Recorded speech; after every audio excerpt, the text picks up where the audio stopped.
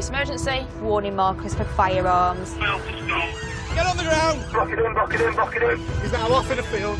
Derbyshire's traffic cops. It's 165. Going to try and keep up with it. Battling crime in the middle of the country. Open the door now! He smashed down a bollard. Face down now. I ain't done nothing. From the picturesque peaks Vehicle RTC. Treating it as life-threatening. to the inner cities. Yeah, it's done, mate. This side. He's going to decamp. It's a decamp, 4 runners. Under threat You do what I tell you. Do not put your hands anywhere near your pockets. and at risk. Watch him. Box on, box on. Run 2 traffic cars now. Around every corner, Don't forget there's a new challenge Hands on the wall! for the traffic cops. Coming up, bikers on the edge. If we've got a motorbike failing to stop, run back. A novice rider takes the cops on a dangerous runaround. Come on! 100-mile-an-hour chase through rush hour traffic. And I have lost sight of him at the minute. I'll need a helicopter. And dealing with the tragic aftermath when it all goes horribly wrong. The rider's in cardiac arrest and they're performing CPR on him, so it's not sounding good at all.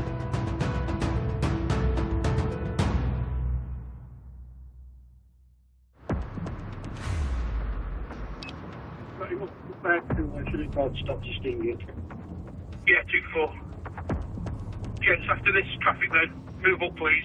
There are nearly 1.3 million motorbikes on Britain's roads. When driven dangerously, the results are often devastating. I'm clear now, traffic. Traffic cop Craig Dawes is in pursuit of an off-road motorbike that's being ridden without a number plate. If we've got a motorbike failing to stop, in bowled over. You've got an helmet on, just no number plate, speed's 30. We're just going to follow it for a safe distance at this time. Sometimes when vehicles don't display number plates it's because they're stolen. It may be an unregistered off-road bike. And 3, it may be a road legal bike, but because of the manner of driving, speeding, they take the plates off. Yeah, into Volvo, there's 2 of us. His idea of what that bike can do actually is far more than the bike's capabilities. The RA is low, there's nobody else around, the speed's only 40. Craig moves alongside to try and slow the rider down. And my intention, if I can safely, to block it in with the car that is in front of it. Yeah, he's been trying to goad us a little bit. If he sees it at the side of him, he's going to think, game's up here, I'll pull over. He's just trying to force him into that stop, but doing it safely. The bike does a quick U-turn, leaving Craig scrambling to turn around. It's back towards Bolsover Marketplace, speed 30. But the way it's driving, it doesn't look the most competent, confident rider. He's putting his leg down at every point. There's a lot of wobbling going off. We've then got to be careful, because if he ditches it, he's going to hurt himself.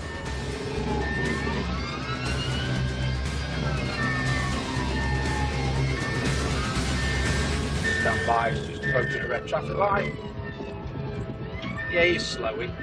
He's gone through a red light, there's no other vehicles around. Yeah, got M-Pass or anything. Speed is 30. Not really taking any risks, that's why we're continuing. The bike was kind of a dirty, old-looking pit bike that sounds awful. Low value, but they'll think they can outrun us by going off-road.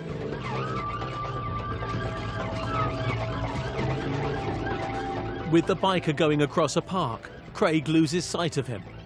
Yeah, he's done Colosseum, he's gone off-road. The odds are 100% in his favour now. We're lost. But Craig's not giving up. He begins searching the local area. I'm thinking he'll come out and go right, so if I park up the road, I can see him.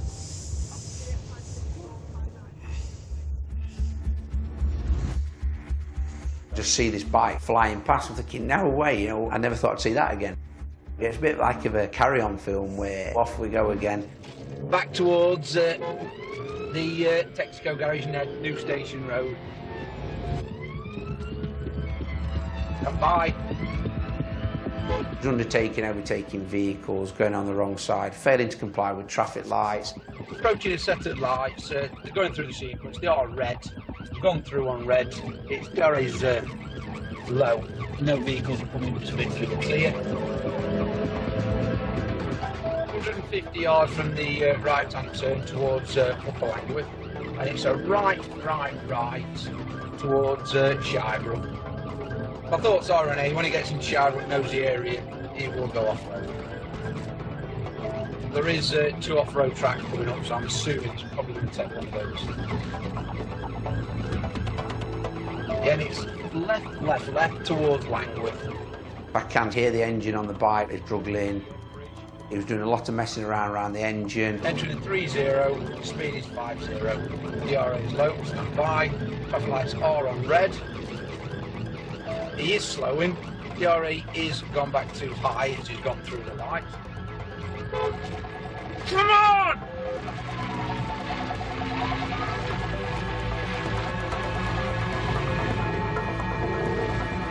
Yeah, it's a right.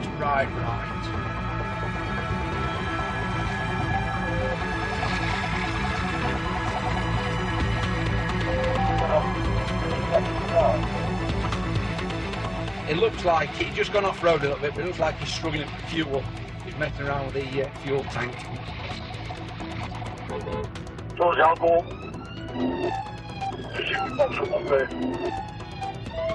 And it's a decamp. Yeah, decamp Langworth Drive. The rider goes on the run into a local estate. Then he's coming out towards you. Yeah, I'm just trying to find out where. After a thorough search of the area, the riders managed to get away. Went right to the top, it looks like they're having fuel issues, and he's just jumped off. And then legged it. Is he on foot? Yes, on foot. And he's just the info, there's no damage, there's no contract or anything. He's fell off. Oh no, he's jumped off, sorry. I'm thinking we've got his bike, which is a bonus. I'm quite happy that at least it's going to stop him doing the similar thing again. So might not have got him at the time, but hopefully he'll come later on.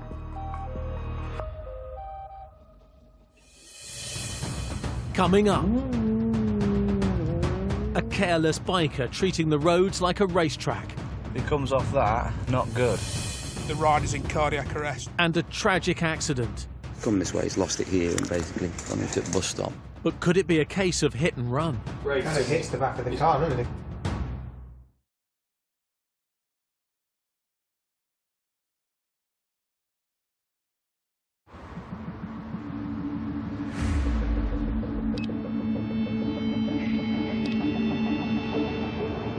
And now it's Tango 27. Around 18,000 motorbike riders are injured on Britain's roads every year, and more than 300 are killed. Let's get a vehicle check. M1 North. Near Mansfield, traffic cop Carl Jackson is on patrol in an unmarked car.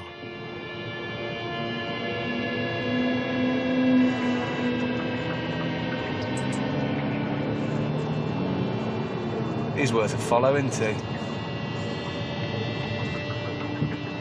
Number plate's unreadable.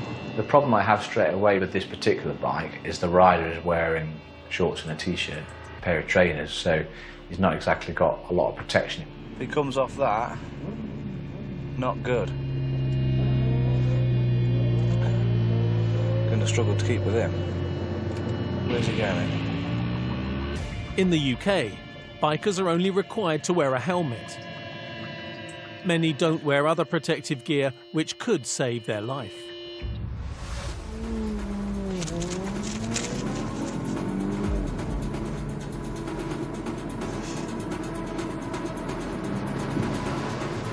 And I can have a vehicle check. E38 towards Mansfield. At this point, I'm thinking well, he's going to be worth a follow. See what he does, see how he behaves. He's not obviously picked up who I am because I'm in an unmarked car.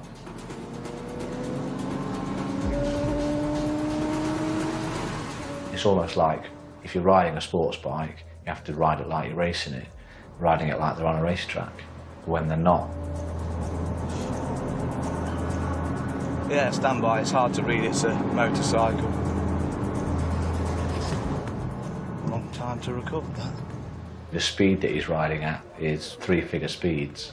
The way he rides is quite an aggressive style of riding. So that in itself is a bit of a warning flag to who you're dealing with, essentially, and the risks they're kind of willing to take. I thought them cars were going to go a bit quicker than they did, so I've lost my cover a bit here. It might be these lights, unless he's managed to get through. Flipping gone, hasn't it? He's there. Damn! He's gone.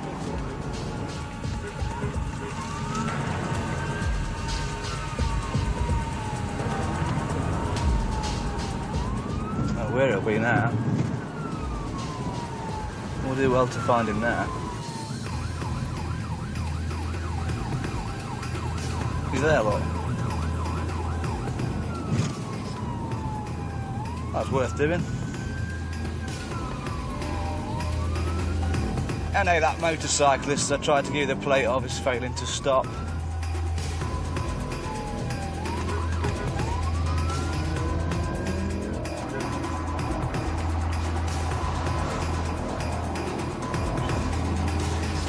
And I have lost sight of him at the minute. He's got a helmet on.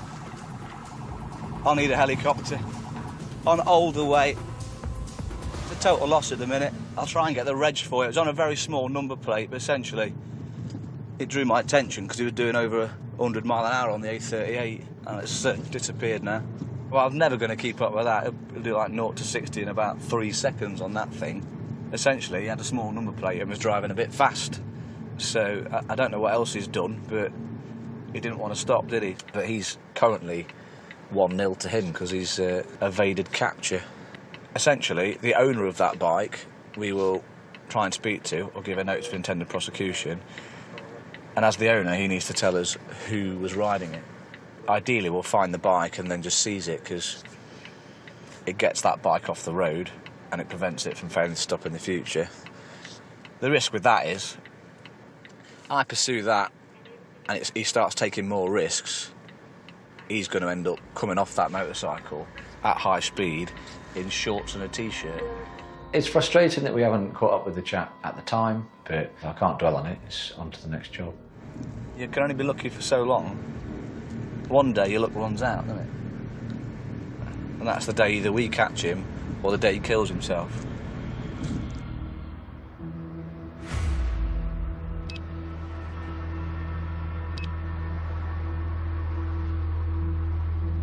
Tango Sierra 2, 29. Right.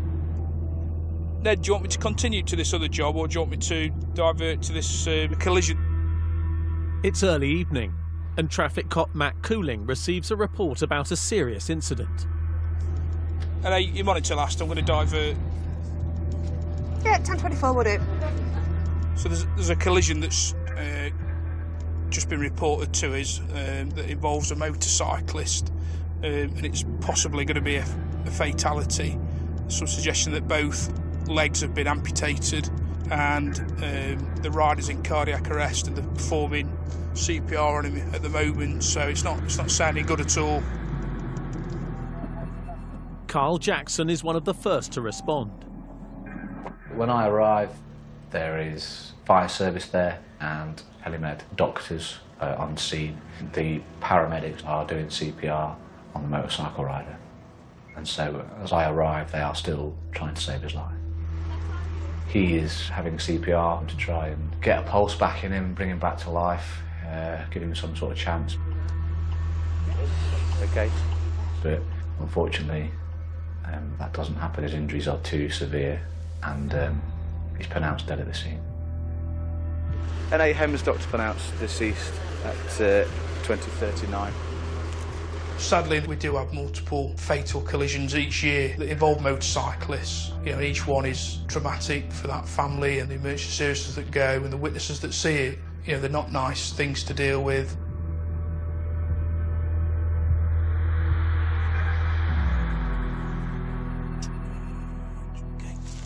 Other traffic officers and the collision investigation team are also at the site of the accident.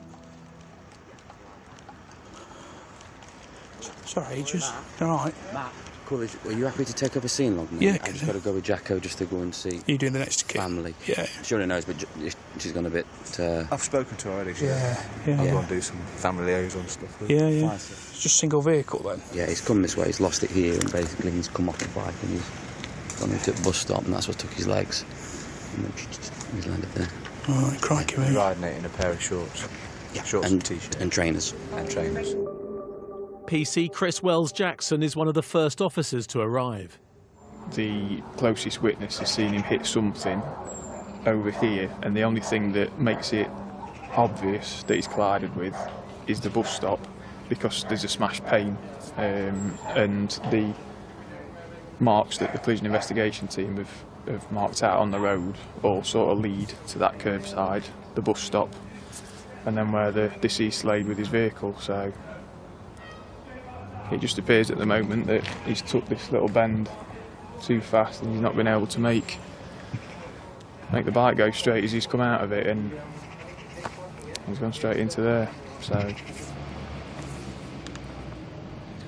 PC Young and Jackson are going to go to the family now.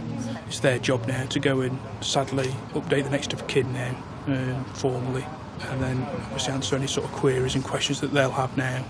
It's part of the job we do as police officers and as traffic police. We attend serious and unfortunately fatal road traffic collisions, and there's always family and friends that obviously want to know what's happened. They're aware, they live up the road, so they've been here already, a young lady. So I shall go and see her. We're told to go back to her home address, and I'll go and chat to her there, do some family liaison stuff. It's quite a long process that we have to do, but initially I'll just go and speak to her and answer any questions I can that she might have, and reassure her that we'll find out what's happened as best we can. It's quite a sad part. She's obviously very upset. She won't have taken it all in yet, so she's gone home and she's with a friend at home, so she's going to sit with a friend, and I'll go and speak to them a bit further about what's happened. With families immediately after someone's died, our involvement with the family initially is quite intense. It's very upsetting for them. That emotion you try to not let affect you too much if you can, but we're all human. Whilst Carl goes to see the family, Matt and the team collect evidence from the accident. So I think at the minute there's some possible CCTV that's been identified that may show some of the build-up to the collision. every house on here seems to only have doorbell cameras or ring cameras which all pick up motion. So I've texted the guy who's in the first house after the corner. He's got a ring doorbell. He's going to check remotely for me now because he's not in.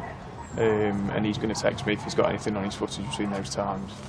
It absolutely helps build the story as to what's happened, because you could go half a mile back and you might get evidence of that motorbike doing something that would corroborate why this has happened here. And that's why we're trawling for CCTV that far out of the cordon itself, because it all builds up a nice big picture. Crash Detective Sergeant Darren Muggleton is the officer in charge of the investigation. We have got some conflicting information in that we have got some witnesses that are saying that they didn't believe anything else was involved in this crash. However, we've got two ladies that were in a vehicle who they're not 100% sure, but they thought it might have clipped another vehicle that was travelling in the opposite direction to the motorcycle. So those two ladies have supposedly got some dash camera footage. Forensic collision investigator Matt Lacey is part of Darren's team. I'd like to know before we wrap up what the dash cam shows. Yeah. Do you know what I mean? Yeah. Because if he has clipped somebody, we're waiting to look at some of the dash cam footage from a camera fitted to the Seat that was following directly behind the motorbike. Because at this stage there's some suggestion that the bike may have clipped a vehicle coming the opposite way as it was performing an overtake. Now, that may just be a witness making a mistake, or it could have actually happened, but either way we don't have a vehicle that has said it's clipped the bike as it's performing an overtake. So it's important that we find out before we leave the scene to make sure we don't miss anything. And if there is a vehicle such a vehicle. Obviously that changes the investigation slightly at this early stage.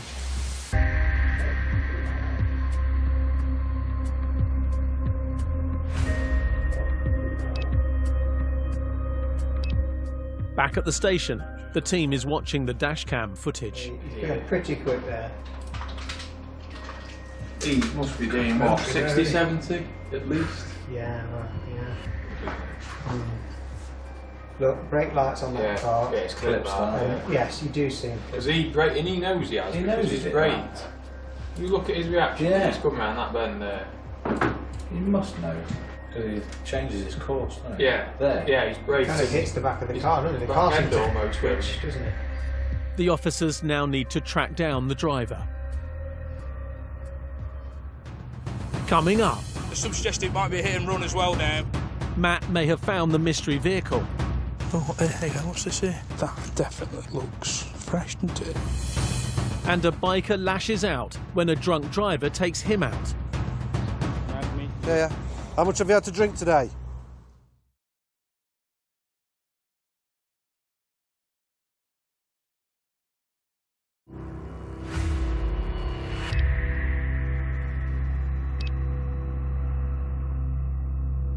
He's come this way, he's lost it here, and basically he's come off the bike and he's gone into the bus stop. 10 miles east of Derby, the traffic cops are investigating a fatal collision involving a motorbike rider. Because he changes his course, doesn't he? Yeah. There. Yeah, he's brave. Kind of hits the back of the car, doesn't it? The car seems to twitch, doesn't it? Dashcam footage shows that a second vehicle may have been involved. Forensic collision investigator Matt Lacey is part of the team and wants to track down the car which failed to stop at the scene. The officer has taken the dashcam away. He's had a look at it and he wants to make contact with a vehicle that he can see on the dashcam to kind of rule out whether there was any contact between the bike and that vehicle. It's not conclusive, I don't think, but it's enough for us to want to go and look at this vehicle, which we have identified. Are they aware? Were they not aware? And if they were aware, and indeed there was contact, are they trying to hide something? Is there something that we need to know about? So it is important we make contact with them as soon as possible.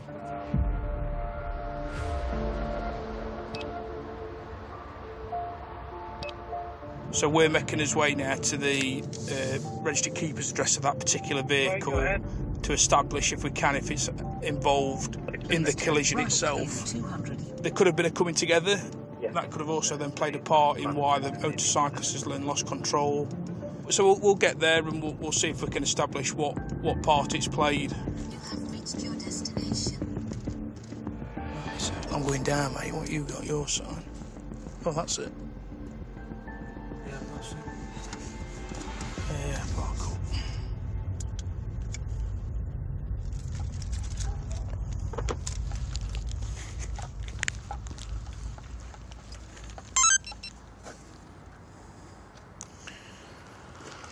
A quick look. Yeah. What's that? Look. That does look quite fresh. That there's something there. Look. We'll have a chat with him. Look that there.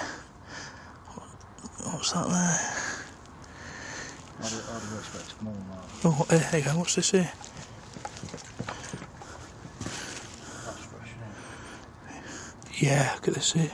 I'm just thinking, is it worth me taking some pictures quickly and sending them to Motorway via Teams? Yeah, do that. Now? Yeah. Camera. Just bring torch this side then if you can. I mean, that definitely looks fresh, doesn't it? Yeah. And it's the way it'd go, wouldn't it, with a, passing collision.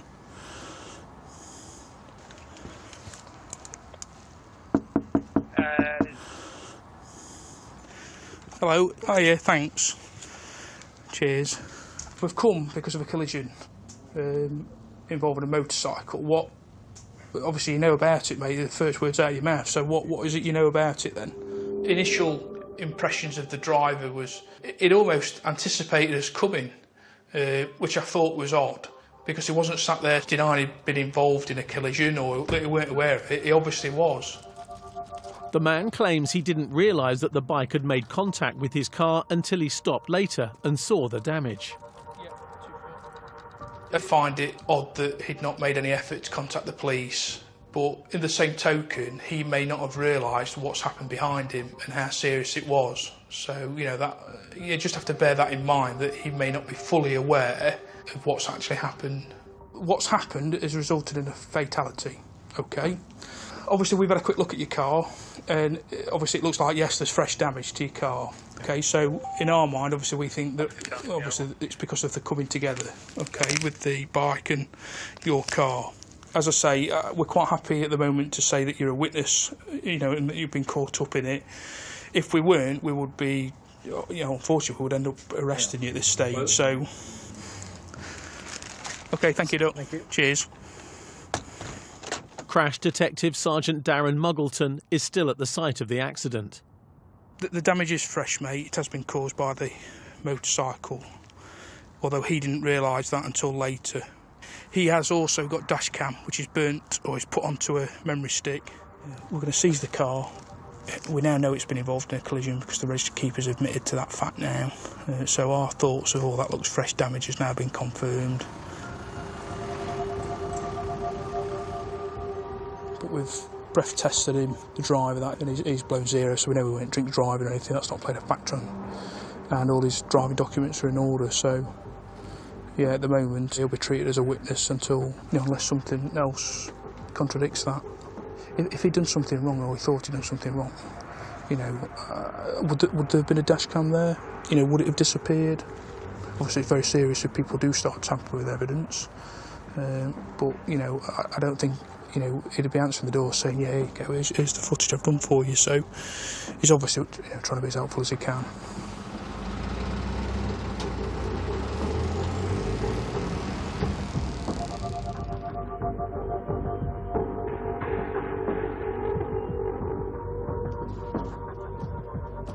Back at the station, Matt and the team are keen to look at this new dashcam footage. So that is the original dash cam with the cards in there. Let's have a look. Desperate to see what it was like on the other angle. What you see is him trundle up to that road from another road, turn right, go along the road past the bus stop, go a bit further, maybe another 50 yards, maybe 200 yards. And there's a car coming towards him, and then suddenly the motorbike appears, from overtaking that car towards him, comes towards him on the wrong side of the road, and obviously then he comes out of view at this point here, which is the bit where obviously presume that the collision, the glancing blows took place. So that turn that you see on the other footage is him trying to avoid it. If that's his view, he sees that really, really late. Yeah, which is probably explain the camera's pointing to the left, but that is, yeah, Jesus. He claims not to have realised an impact took place there until later, but it doesn't sound like he's obviously seen what's happened afterwards. If he got anything to hide, mate, why would he leave his car in his drive? Why would he start getting the footage ready? And ultimately, mate, watching his footage, he's not doing anything wrong. He's on his side of the road, suddenly he's met with this motorbike that just appears on the wrong side of it. I think that's probably backed up and echoed by the dash cam from the vehicle in the opposite direction. It's really important that we establish exactly what's happened and why. You know, sadly, we're dealing with an incident where someone's lost a life, and you know, we owe it to that person to provide answers to the family that they've left behind, because they'll want to know exactly what's happened to the loved one.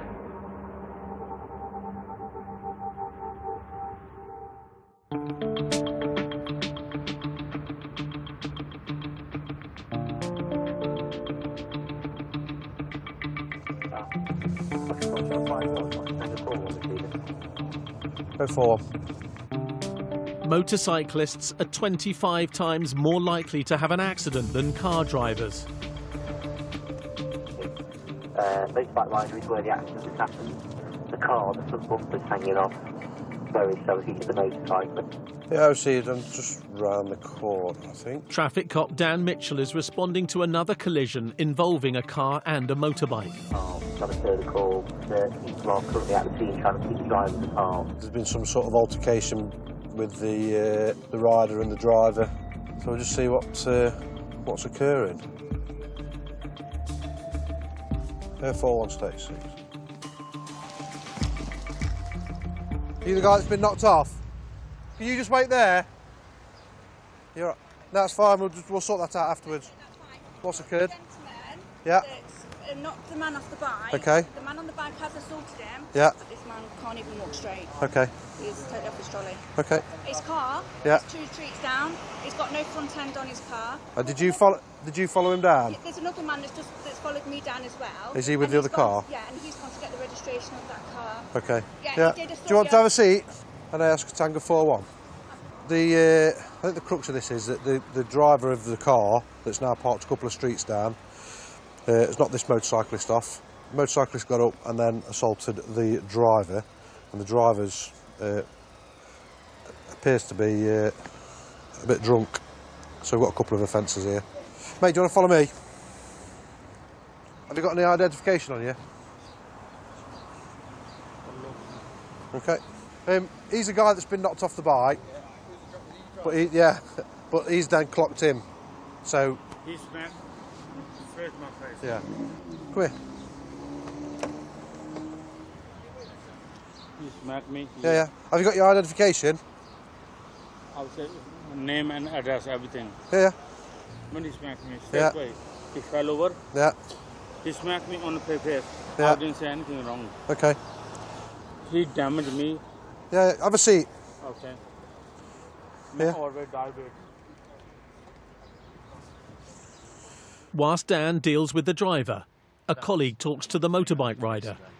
Right, well, because you've been involved in a road accident, requires a sample of breath, all right? Okay. Just keep blowing the tube till it did stop.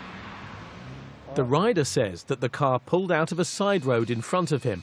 He was then forced to brake and collided with the side of the car. Yep, 0. Right, regards to the RTC, because you've assaulted him, we'll deal with that slow time. Obviously, we're going to deal with him in a minute. But yeah, we're going to have to speak to you about that later stage. All right? I wouldn't say that motorbikes are at higher risk of being involved in a crash. What I would say is that if they are involved in a crash, there's a higher chance that they're going to come away with an injury. How much have you had to drink today? I've just left my niece's house. Yeah. How much have you had to drink then? I think a lot. A lot? No. You've not had a lot? I had a drink. You have had a drink? Yes. It looks like you've had a lot to me. You drive a car and you are in a big steel box. So you need to be more observant for cyclists, pedestrians, motorcyclists, things like that. Unfortunately, some people aren't very observant. That motorcyclist, it could have been dead. So, nice deep breath and blow into the machine. Blow, blow, don't suck, blow. If you don't do it properly, I'll just arrest you for being unfit. Right? So blow. Do you understand that? Right, blow. Blow, blow, blow, blow, blow, blow, blow, blow, blow. Thank you. Massively. 109. Right, pal, I've got to tell you at this moment in time, you're under arrest for driving whilst over the prescribed limit. Reason for your arrest is that you've given me a roadside breath reading of 109. What he did? The limit is 35. So now we're going to go to Derby Police Station where you can do 2 more evidential tests, okay? All right? Do you understand that? What he did? 109. Why he smacked me? Probably because you've knocked him off his bike. So swing your legs in and put your seatbelt on. Okay, I need to go to the police station now, mate. Yeah, that's fine. The driver is more than 3 times over the limit. My feelings about drink drivers: selfish, in the main, arrogant. There's not a lot of nice words that I could use to describe my thoughts about what I think about drink drivers. Potential killers. So I'll ask one question here. Yeah. Why smack me?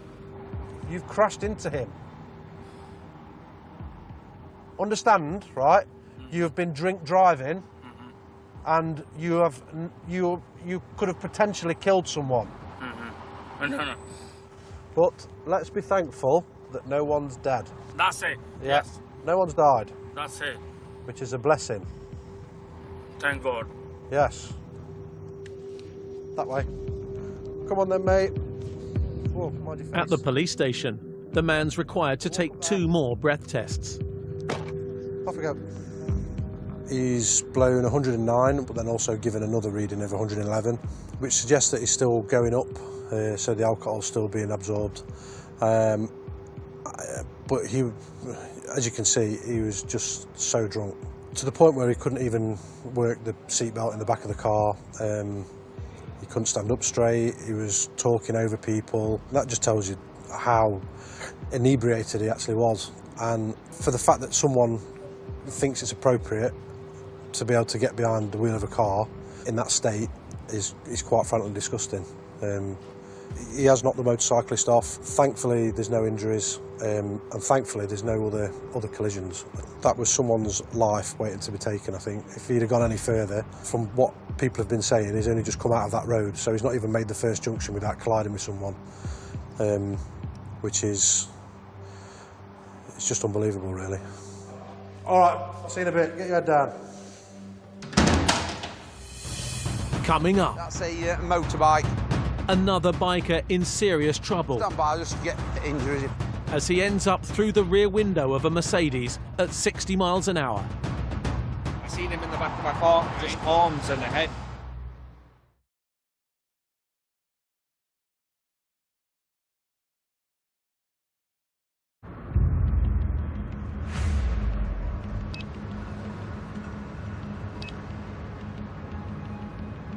.20 from 23. Mate, it is on the entry slip to the 38. Derbyshire traffic cop Craig Dawes is on his way to a collision involving a motorbike. Details are quite scarce, really. All we've got is 3 vehicles and a motorbike. In Britain, bikers account for just 1% of road traffic, but 20% of all fatalities.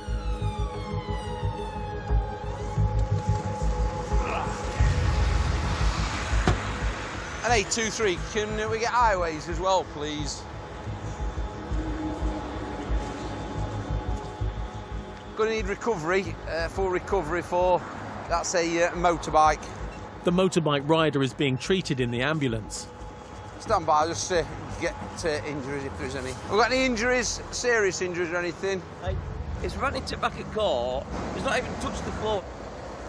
Just a quick update, it's a motorbike. Has gone actually in the back of a vehicle. The motorbike rider's become wedged in the actual rear windscreen of the vehicle. Whose is this one? Have you got any damage or anything? No, we're just going to be a witness. You've witnessed it? Okay, yeah. What's happened? Basically, there were a lorry, and I think he stopped, and then there was a car behind him. The car behind him's basically tried swerving into a lane where this motorbike and the Mercedes was. The Mercedes broke, and then the motorbikes crashed into it. Yeah, received. Speaking to an independent witness, a vehicle's pulled out from lane 1 into lane 2, which has caused the Mercedes to brake heavily. Unfortunately, the motorcycle's not been able to slow down in time, and he's collided with the rear. The Mercedes driver works for the police and was on his way home. When I seen him in the back of my car, just arms and the head. It was crazy. I didn't know what to think. I instantly stopped, just so he stays there, doesn't come off. Because obviously it could have caused more damage to him. If he'd come off the car and I carried on, maybe car from behind would hit him. After he's gone into the back of my car, he's actually stayed there. It's only until I've stopped the car, he's come out of it. The thing is, I do this for a living, police investigation. To witness something like that, it's not nice. Not nice at all. I'll just check on his injuries. I think I've just got maybe a fractured wrist, so luckily I had all my protective gear on, and my MT carbon helmet, and yeah, been very lucky. With most people going over handlebars like that, it's gone over handlebars, we usually see broken legs here or here, and it's absolutely got nothing because it's got obviously this protective padding in his trousers, so it's been very lucky, absolutely very lucky. So you've actually come to rest through the back windscreen? Yeah. At first I thought he didn't notice. He was going to carry on. And he carried on down the 38. I'm banging on roof just in case. You're joking? Not far. I think he would just move out of the way of traffic, but I panicked in case he was... So he actually travelled some distance in his... stuck in his windscreen? Well, his back windscreen, yeah. Not a scratch on you. Not a scratch on your helmet. That's been through the back of a car windscreen and not a scratch on it. It just shows the importance of buying decent kit. This has clearly saved his life. You know, he's gone through the windscreen head first, not a mark on it. So very, very lucky boy. Mate, I would definitely get some lottery numbers on tonight.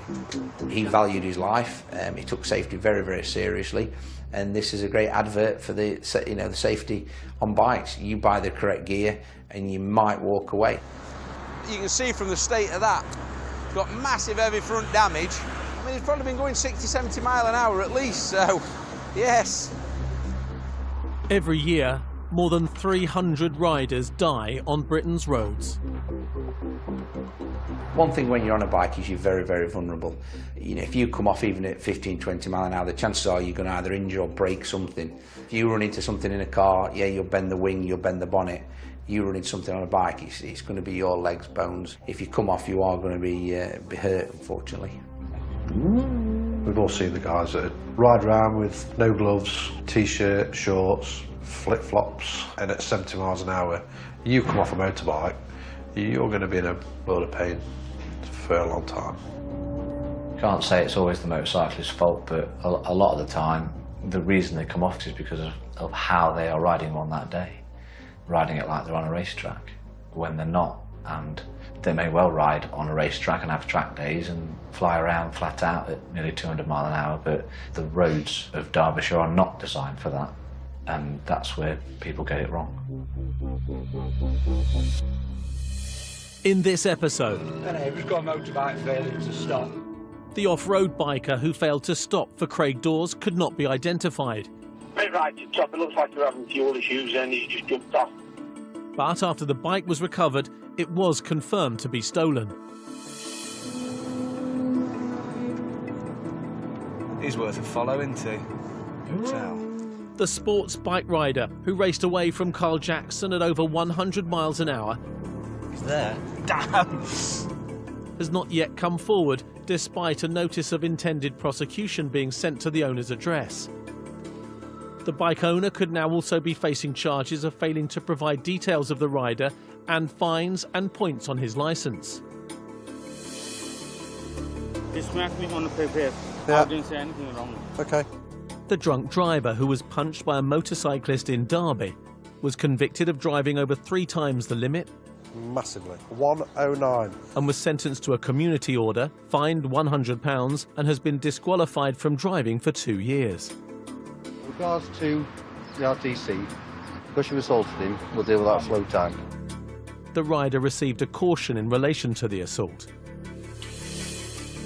How lucky are you? It's very lucky indeed. So you've actually come to rest through the back windscreen? Yeah.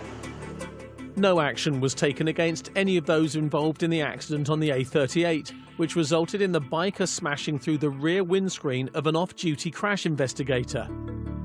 When I seen him in the back of my car, just arms and the head, it was crazy. I didn't know what to think. The rider made a full recovery. It's just single vehicle then? Yeah, he's come this way, he's lost it here, and basically he's come off the bike and he's gone into a bus stop. And the investigation into the death of the rider caught on dashcam moments before his fatal collision is still ongoing.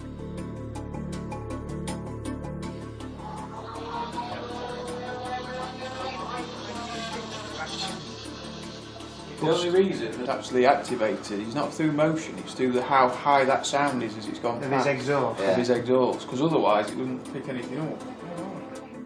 Police believe the rider may have been under the influence of alcohol at the time of the crash, and his speed may have also been a major contributory factor to the man losing control and colliding with the bus stop. We are lucky that he didn't come into contact with anyone else. Let's just say, for argument's sake, people have been waiting at the bus stop. They wouldn't have been able to get out of the way of a bike weighing, close to 200 kilos, hurtling at them at 80 miles an hour. So I think well, it doesn't bear thinking about. I think we can all imagine what the consequences would have been.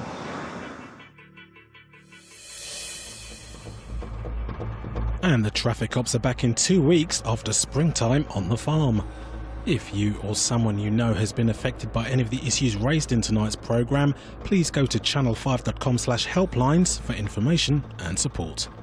They're expensive, but with prices at the pump skyrocketing, is it time to make the switch? Should I buy an electric car? Investigates brand new Wednesday at 7. New next, Inside the Force 24/7.